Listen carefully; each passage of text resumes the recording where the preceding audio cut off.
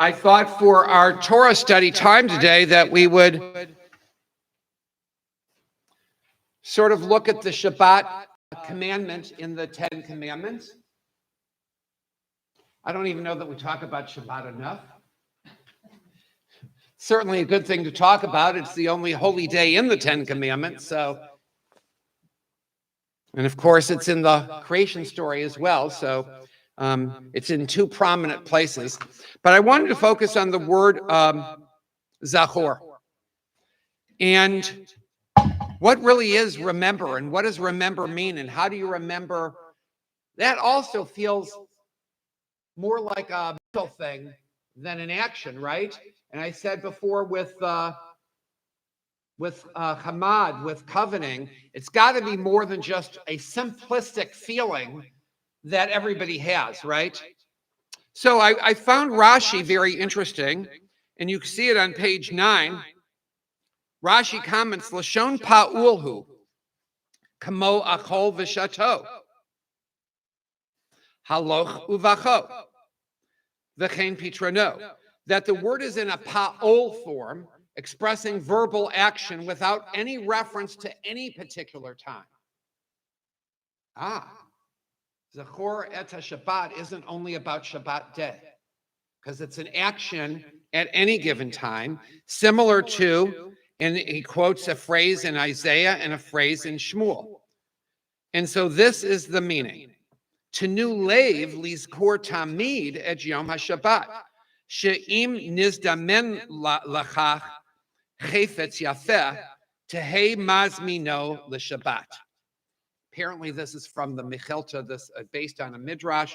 He says the solution to the word Zachor being Zachor and not Zichor. Oh, let me tell you why that's a problem. Because it says Zachor and not Zachor. Zachor is a command. Zachor is not even a command. Yet in the 10 Commandments, it's not a command. It just says remembering the Shabbat day, as if it's part of a sentence. So it's really strange grammar. So he says the meaning is to take care to always remember Shabbat, the Sabbath day. So that if, for example, you come across a beautiful thing, a beautiful item during the week, put it aside and enjoy it on Shabbat.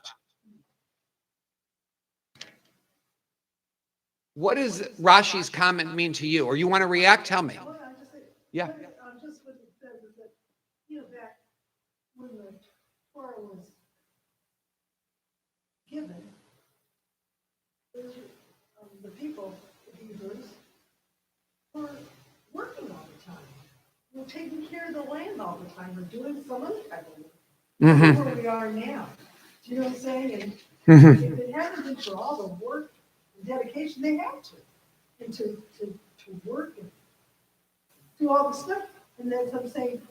So if you see something beautiful, we all do, what I'm saying, anything can, really affects our heart and our emotions. He's saying to save it for the Shabbat, because you're so busy working and doing all the other stuff you have to do to create a world or to live, basically.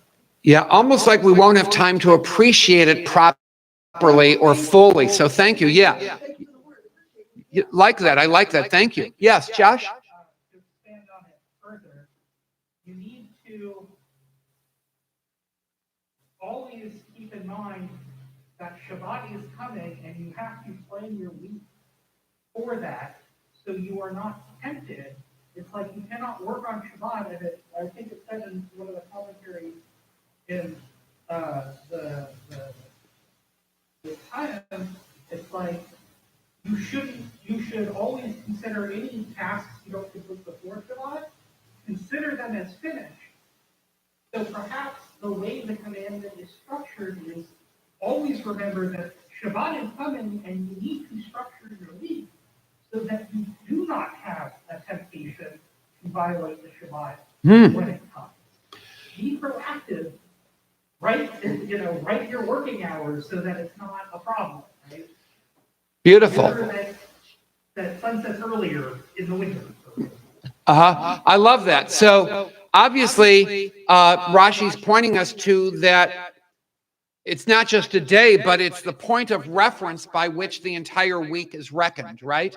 So, as you suggest, you should be structuring your week so that you don't have to be tempted, let alone do anything that's really not in the spirit of Shabbat, so that you can get the most out of Shabbat in your spiritual experience, or the renewal you need, the renewed physical vitality that you hope to seek, whatever it is you want to get out of Shabbat, by making sure that the cooking is done. Then you don't really have to worry about it. You don't have any stressors from the week. You don't have any stressors from the week. I actually had at another congregation, there was somebody who was actually a board member, and she would get a massage on Friday afternoon every week, like at 2 o'clock, so she could get out the stress of the week, so that she could go into Shabbat not feeling stressed.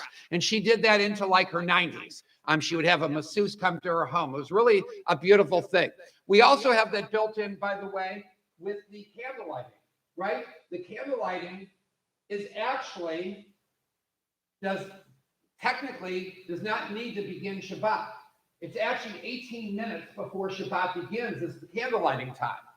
Shabbat begins 18 minutes later. Number one, so you do the candle lighting before, so you don't worry about whether you did it in transgress Shabbat.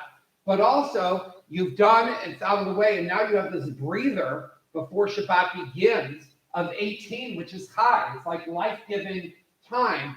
You know, there are some people who always like to cut corners. You probably know of somebody. You know, they're the last minute. They're always late to the party. They love getting to the airport in the nick of time. You know, there are people like this, right? And in the old days, that worked perfectly. You could get to the airport, you know, half hour ahead of time and get in your flight. Since, you know, the TSA, that doesn't work so well anymore. But you probably, those of you remember those days, know what I'm talking about. But putting a safeguard around it, making sure that if I'm going to have a Friday appointment, it's not going to start at 4 p.m., where I'm not going to then have time to really get ready for Shabbat. My last appointment will be 11 in the morning, my last business appointment. So I can do what I need to make sure Shabbat is upon me, because then I'll get the best Shabbat possible. Your Shabbat isn't the best possible when you run into it very frantic, right? So great, I love that. Anybody else have a thought? Why not? You come across a beautiful thing. Yep. So who is an example of a beautiful thing you might come across during the week that you put aside and appreciate or use on Shabbat? I saw your hand and your hand. Bill? A rainbow, the moon, the stars. Great. If you see a rainbow, though, how do you bring it into Shabbat? I saw a rainbow on Tuesday. How do I do that on Shabbat? Think of how beautiful it is. So maybe carrying the spirit and the awe of what you felt with you. That's a great way to begin Shabbat. Love that. Yes. The feelings, just like a beautiful flower or a beautiful piece of junk.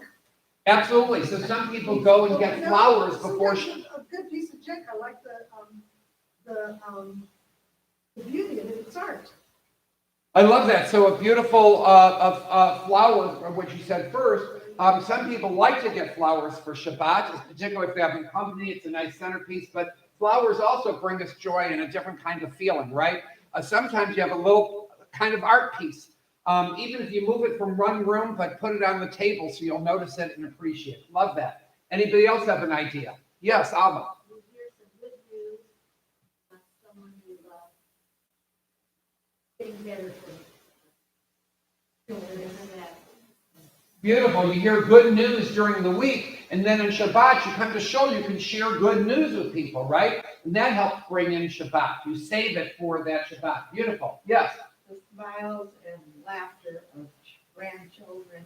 Smiles and laughter of grandchildren. Nowadays, you don't just remember them, we record them, right? Very often. So sometimes you can actually, for those who use phones on Shabbat, or at least you can, while candle lighting, if you're with people, you can say, you can make your candle lighting almanach, conditional, that I won't transgress those 18 minutes, but I'm just going to use my phone to begin my Shabbat so I can see the smiles of a grandchild, or see whatever, and show that picture and go into Shabbat that way. Beautiful.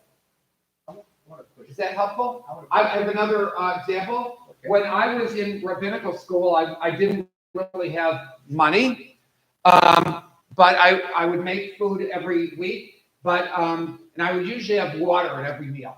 But I would buy, after the fall, juice, which was more organic and whatever was a little expensive, but I would buy that and have it ready so I could have it on Shabbat. And that's what I would drink on Shabbat. I had water during the week, but I could afford a, I don't know, $3.69 bottle of apple juice or whatever it was, or a special cherry something, and I'd have it Friday and Saturday. So I would give myself a little Shabbat treat, food-wise as well. So I would actually start my preparations. I would figure out my meals maybe on Tuesday, or go shopping on Wednesday, and prepare my vegetables and stuff on Thursday night.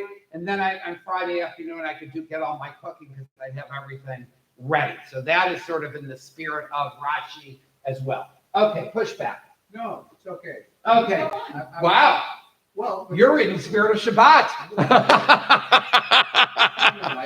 I got a different way of looking at what you just said. So it's. You do an additional way of looking at it. There's never only one way. I spoke about that last night. There's never one way of looking at things. You're good. Okay, beautiful. So Rashi is teaching us that the quality of one's Shabbat experience is a function of the effort that we invest in it. That's true of most any undertaking, but we can appreciate how being good on the computer, you have to practice to the computer. You can appreciate how, you appreciate the wedding ceremony if you get there in time to be at somebody's wedding ceremony. You can appreciate that.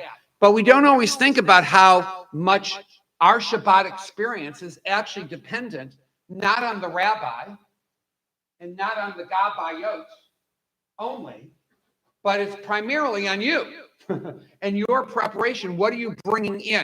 What kind of joy and goodness and kindness are you walking into Shul with? And how much of the weekday schmutz are you walking into Shul with, right? Are you coming in a little angry and a little resentful? You're going to get less out of Shabbat. You'll still get something. I'm not saying it's never all or nothing, but you'll get a lot more of it the more you prepare and get ready for it. If you have anybody ever prepared for Shabbat and felt like it was very worthwhile that I did, I'm so glad I did that during the week. Esther, you've had that experience? Can you share what that means for you, like even vaguely for us? Okay, that's all right. Yes, Josh? I can share what we do. So we do schedule our entire week around making sure we're ready for Shabbat.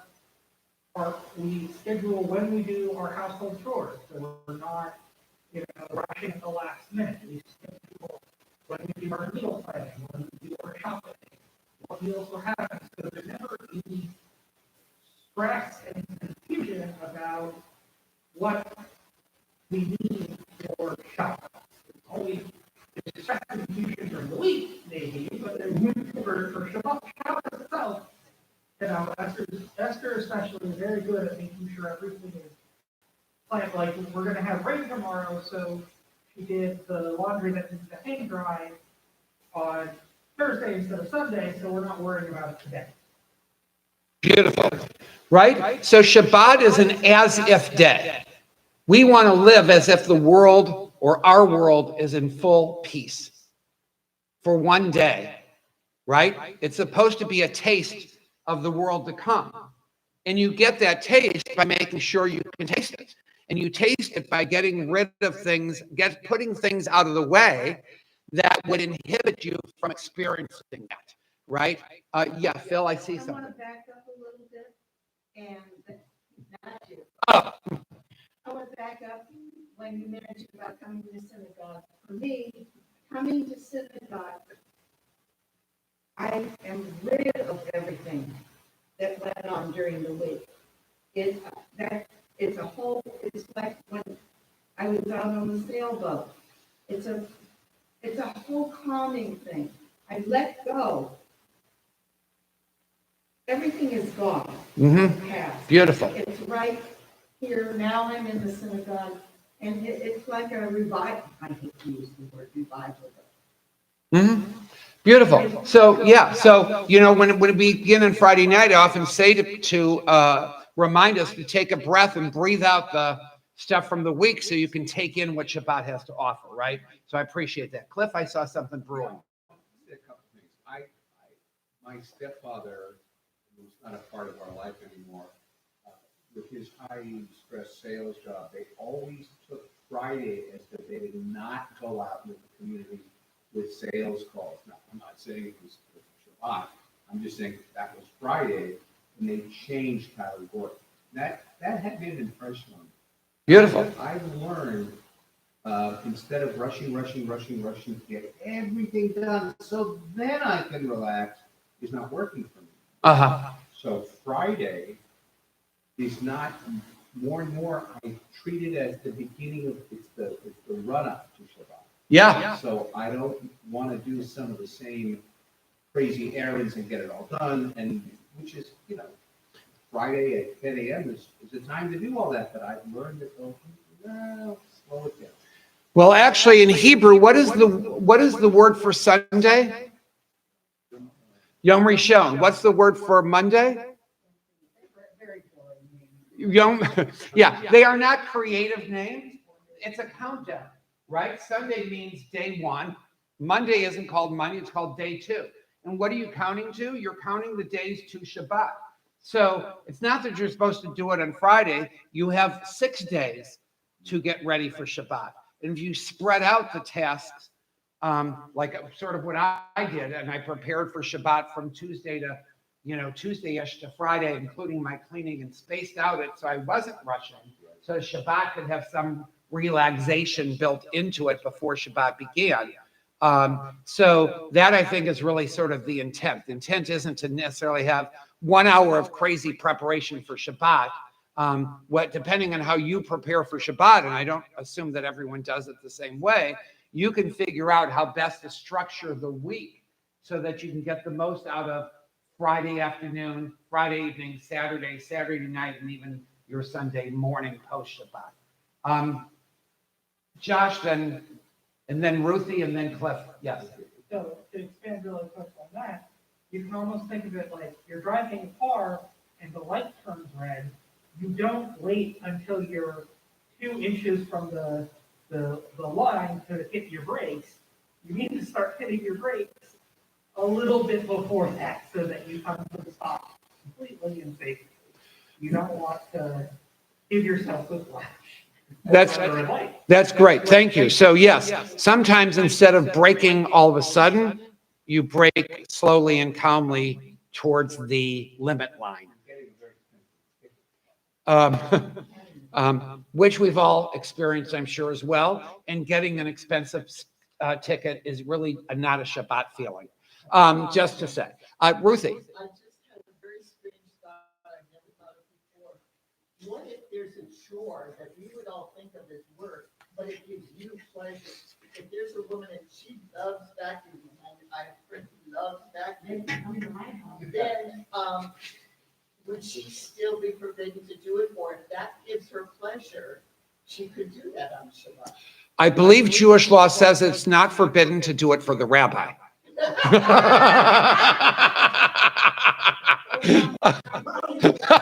I'm not sure. I'd have to look that up, but that's sort of a bit. No, it's interesting that that's what you said is true. A lot of times, what constitutes work from a human perspective may not be Shabbos work. So, if you needed to move a couch on Shabbat, so you'd have room. You forgot to move it ahead of time, but you have guests coming. The moving of the couch is probably not considered work. What's considered work from a halachic standpoint is based on the fact that almost everywhere where Shabbat is mentioned in Tanakh, outside of Genesis creation story, is around the temple. And so in the building of the Mishkan. And so they deduce that anything that is creative, that is building a structure or something new, is forbidden. So you cannot write a book, but you can read a book because the words and thoughts have already been formed and you're just taking advantage of that. But you couldn't write a short story or a report or something like that because then you're creating from scratch. So a lot of the prohibitions have to do with you creating something new, de ovo, as they say, from its inception, rather than enjoying something that already is. So moving a couch is not necessarily work, but boiling, making something that may be simple and relaxing for us in the kitchen who like to cook and bake is work because you're creating something new. If I bake a cake from scratch on Shabbat, I'm creating something that wasn't there the day before. Does that make sense a little bit? Right? And that's why Shabbat is mentioned at the end of the creation. Even God Shabbated. Right? Shabbat vayinafash. God needed to Shabbat to do Shabbos so that God could feel refreshed and have God's soul renewed. That's what the text says. Shabbat vayinafash. Yes. Love. It's been very difficult for me since Wednesday was 11 years ago that Sandy passed away. And I've been looking forward to Shabbat to get my perspective back in line where it ought to be. Yeah. Well, I hope that it helps you do that. Many of us here remember Sandy very fondly, his warmth and kindness and jovial disposition. And 11 years on Wednesday. So we hope that this Shabbat brings you comfort and perspective. And that's what Yark sites do for us, right? They give us that opportunity. Thank you. With that, we're going to continue our services. We have a little bit of davening to do. So